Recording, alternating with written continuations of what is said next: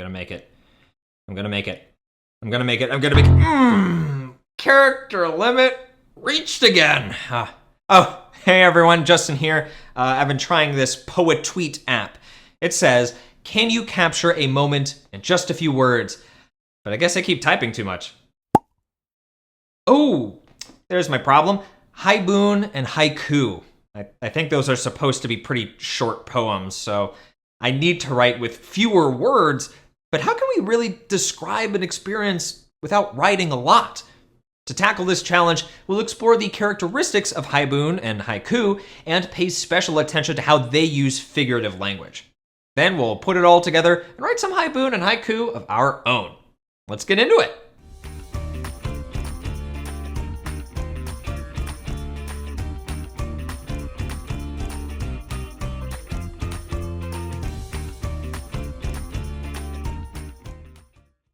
So, Haibun and Haiku are forms of poetry that originated in Japan. And, like today's challenge implies, they both emphasize using a limited amount of words.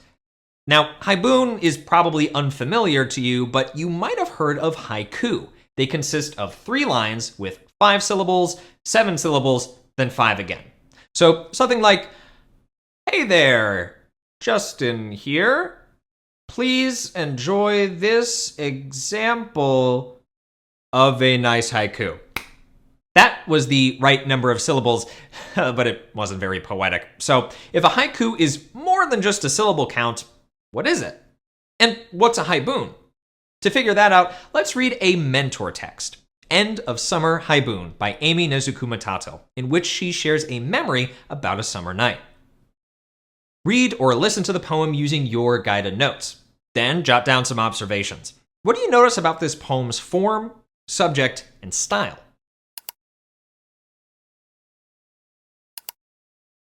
The first part is a prose poem, writing that's formatted like prose but reads like a poem. That means it looks like a paragraph without the line breaks that poetry usually has, but it uses poetic language, full of musicality and imagery. And did the 3 lines at the end of the poem look familiar? Yep, the haibun ends with a haiku, 3 lines and a 5-7-5 syllable pattern. Haibun traditionally try to capture a specific experience and focus on nature, seasons, and emotions. Like in our example, the poet reflects on the memory of a summer night with a loved one. In terms of style, I notice she uses lots of sensory imagery with details like the slick smell of fresh tar. So, a haibun starts with a prose poem which packs a lot of ideas and emotions into a short paragraph. Then it ends with a haiku that's like a final thought, taking those ideas and condensing them into just 3 brief lines. This concept is called economy of language, which means using just a few words to convey meaning, imagery, and emotion. It's the idea that sometimes less is more. Like, less description can be more powerful. While it's useful in all kinds of creative writing, it's especially applicable to poems since poetry tends to be short. So we have an idea of the form, subject, and style of a haibun. How about writing them?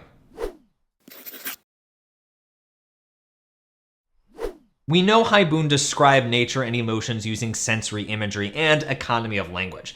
Now think about the writing skills we've learned so far in this course. Which ones might help us here? In Unit 4, we learned about nature writing and used vivid sensory imagery to create an emotional mood. In Unit 3, we learned how to choose words carefully by considering their connotations. And we crafted deliberate details by focusing on creativity, relevance, and symbolism. We'll use those skills as we draft our haibun, starting with a prose poem. In the quick write for this lesson, you chose a personal memory involving nature and brainstormed details about it. We'll use those ideas to guide you. My memory was about getting caught in a sudden spring rain shower, so here's my prose poem. It's an in-between time. Winter fading, warmth still distant. The sun half peeks behind clouds, and we wear 2 light jackets, impatient for summer's arrival. In an instant, the weather shifts, rain shimmering down. The sky splits open, and the city erupts. The pavement glistens, and sprays of water chill my ankles. I smell petrichor, leaves, and car exhaust. Laughter and surprise mixed with the drumming rain. I don't run. I let it soak through me. I used imagery, word choice, and details to capture that experience in a brief passage. Even though it's formatted like a paragraph, I tried to use poetic, evocative language. Now you try. Using your notes from the quick write, draft the prose poem part of your Haibun by writing a short paragraph describing your chosen memory. Don't overthink it. This is a chance to experiment and practice. It doesn't need to be perfect. Pause to work for a while. Great, we've got our drafts started. Now let's explore one more technique to bring those moments to life.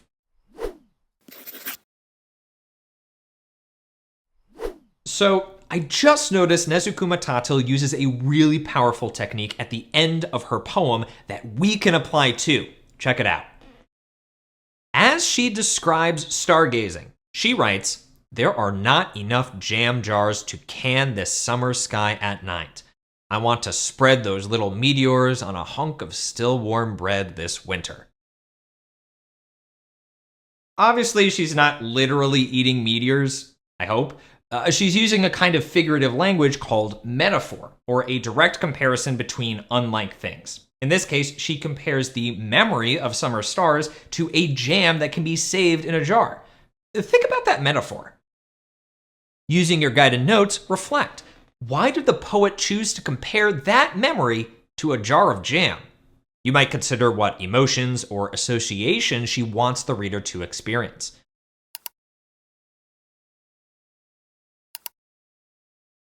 The poet writes about wanting to hold on to her memory of a summer night. How is jam similar to that?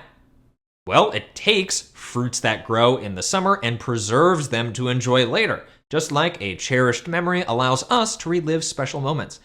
So why not compare the memory to another preserved food, like pickles or beef jerky?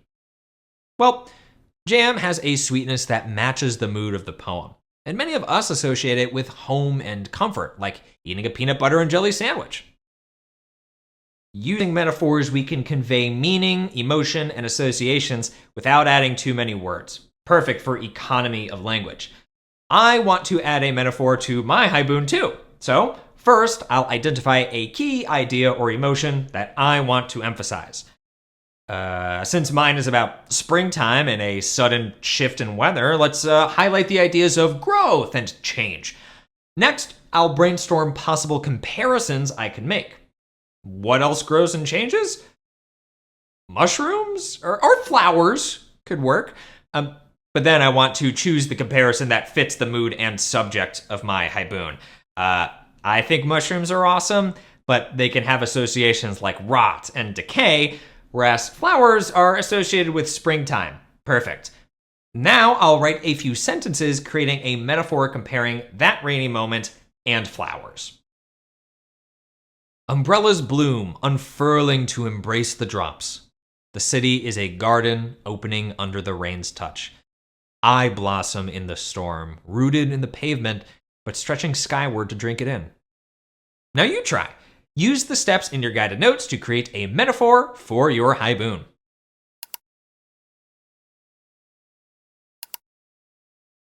It can be useful to spend some time trying different metaphors to create just the right one. Consider creating unique or unexpected comparisons to catch the reader's interest. You might also try using more sensory imagery in your metaphor. Okay, we've drafted most of our Haibun, but we're not done yet. Let's take a look at our next steps. Okay, finally! I put my Haibun draft into Poetweet, and there's just enough characters remaining to fit the final closing haiku, which, of course, we still need to write. In the post-video activity, you'll learn how to craft a haiku that captures the essence of your Haibun in just 3 short lines. Over the next few days, you'll explore more about Haibun and economy of language, and create metaphors and other kinds of figurative language. Then, head back and we can check out our next poetry app. I hear this one has no rules. Until then, keep writing. Your story is worth telling. See you next time. Hey.